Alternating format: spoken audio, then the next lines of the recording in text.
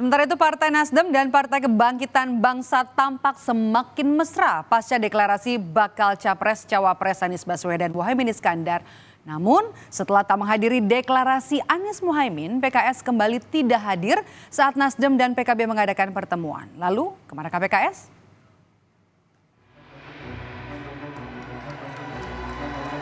Politik jinak-jinak merpati, mungkin itu yang dipertontonkan Partai Keadilan Sejahtera.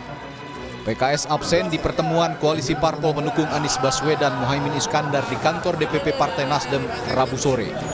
Padahal ini rapat perdana pasca deklarasi Anies Muhaimin. Pertemuan hanya dihadiri Partai Nasdem dan Partai Kebangkitan Bangsa. Lalu kemana PKS? Muhaimin sebagai tamu hanya angkat bahu. Saya tidak tahu apa hadir apa tidak, saya belum dapat konfirmasi.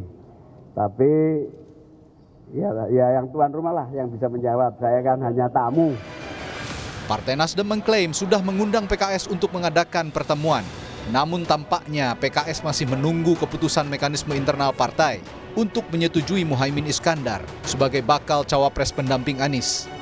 Mengenai cawapres akan dibicarakan pada mekanisme Partai Keadilan Sejahtera.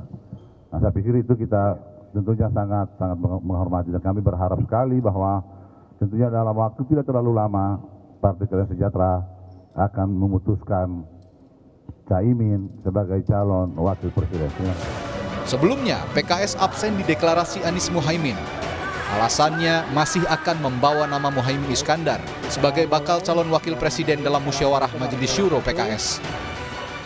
Kami menghormati juga keputusan Partai Nasdem dan Partai Kebangkitan Bangsa yang telah mendeklarasikan pasangan Bapak Anies Rashid Baswedan sebagai bakal calon Presiden Republik Indonesia dengan Bapak Abdul Muhaimin Iskandar sebagai bakal calon Wakil Presiden Republik Indonesia yang akan maju pada Pilpres tahun 2024. Adapun rekomendasi nama Bapak Abdul Muhaimin Iskandar sebagai bakal calon wakil presiden insya Allah akan diusulkan untuk dibahas pada musyawarah Majelis Syuro Partai Keadilan Sejahtera.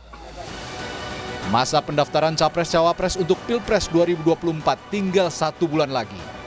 Akankah suara koalisi parpol pendukung Anies Imin setia hingga Pilpres nanti? Jawabannya ada di tangan PKS. Tim Liputan, Kompas TV, Jakarta.